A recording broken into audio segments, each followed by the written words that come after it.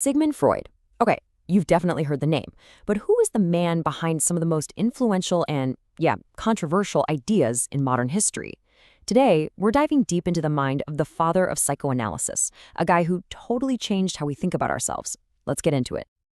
And that's a really great question, right? I mean, in an age of brain scans and modern therapy, why are we still using the language of a doctor from the Victorian era? Words like ego or repression, they're just baked into our culture. We don't even think about it. Well, in this explainer, we're going to find out exactly why that is. So here's our game plan. First, we'll look at Freud's new map of the mind. Then, we'll dive into that world below the surface, the unconscious. We'll break down the mind's inner battle, see how Freud tried to unlock it all, and wrap up with his complicated but absolutely enduring legacy. All right, let's start with what Freud was really trying to do. He wanted to map the human mind. See, before him, pretty much everyone thought we were rational creatures, totally in charge of our decisions. Freud came along and just blew that idea out of the water. He proposed something radical about what's really driving us. And this brings us right to our second section, which covers what is, arguably Freud's single biggest contribution to psychology, his theory of this hidden world that's operating just beneath the surface of our awareness. So here's the big idea. Freud said that the most powerful forces that make you you are things you're not even aware of. He called this the unconscious mind. Think of it like a hidden vault of feelings, thoughts, and memories that are just too painful or weird for your conscious brain to deal with. But here's the kicker. Just because they're hidden doesn't mean they aren't in the driver's seat. And this is honestly the perfect way to picture it. Freud's most famous analogy was the iceberg. That little tip you see sticking out of the water, that's your conscious mind. It's everything you're thinking about right now. But that gigantic, massive chunk of ice hidden underneath, yeah, that's the unconscious. And according to Freud, that's what's really steering the ship. So, if our mind has this huge hidden part, what's actually happening down there? Well, Freud said it's basically a war zone, a constant inner battle, a push and pull that ends up shaping our entire personality.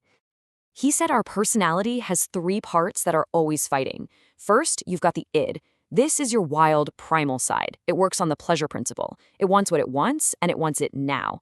Then you have the superego. That's your moral conscience, the little voice your parents and society put in your head. It's the angel on your shoulder. And stuck right in the middle is the ego. The ego is the mediator, the realist, trying to get the id what it wants without getting you into trouble. Now, when this whole system gets out of whack, say an id that's running wild, you get impulsive behavior. But an over-the-top superego, that can lead to just crippling anxiety and guilt. And this is where his thinking was truly revolutionary for the time. Freud claimed that this entire internal balancing act, this fight between our wants, our morals, and reality, it's all forged in our earliest childhood experiences. The stuff we went through as kids is what builds the person we become as adults. Seems kind of obvious to us now, right? But back then, this was a massive, seismic shift in thinking. So if all the really important stuff is locked away in our unconscious, how in a world do we get to it? This question led to Freud's most practical invention, psychoanalysis, which famously became known as the talking cure. The whole method was actually pretty simple on the surface. You've seen it in movies. A patient lies on that famous couch, which was meant to help them relax and just talk. They're encouraged to say whatever comes to mind, no matter how random or silly it seems. The idea was that this free association would let the ego lower its guard, and some of that repressed stuff would start to leak out. The therapist's job is to be a detective, listening for patterns, slips of the tongue, and themes that might just point to those deep hidden conflicts. But for Freud, the ultimate key, the secret passage into the unconscious, was our dreams. In his huge 1900 book, The Interpretation of Dreams, he famously called dreams the royal road to the unconscious. He believed that dreams are basically a secret code. They're where all our buried desires and fears come out to play, but disguised as symbols. He thought if you could decode the story of the dream, you could find its true hidden meaning and get a direct look into the mind's deepest secrets. Which brings us to our final stop, Freud's legacy.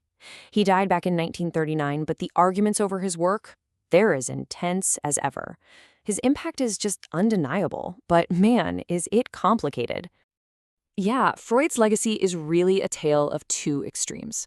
On the one hand, his work literally created the foundation for talk therapy and gave us a whole new vocabulary for our feelings.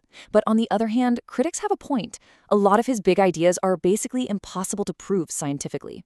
They're open to interpretation. And, let's be honest, many of his views, especially about women, are just seriously outdated today. You know, maybe the clearest proof of his impact is just in the words we use every single day. When you talk about someone having a big ego or trying to repress a memory, or when someone makes a Freudian slip and accidentally says what they're really thinking, yep, you are speaking fluent Freud. So even with all the valid criticism, maybe Freud's greatest contribution was this. He made it okay to have a complicated inner life. He made it normal to talk about our feelings, our childhoods, our struggles. He really did lay the groundwork for the entire conversation we have about mental health today. Which leaves us with one last thing to think about. Freud gave us one of the very first detailed maps of the human mind. Sure, modern science has shown us that a lot of that map was flawed or just plain wrong. And yet, when we feel lost in the messiness of our own emotions, aren't we all, in some small way, still using his map to try and find our way?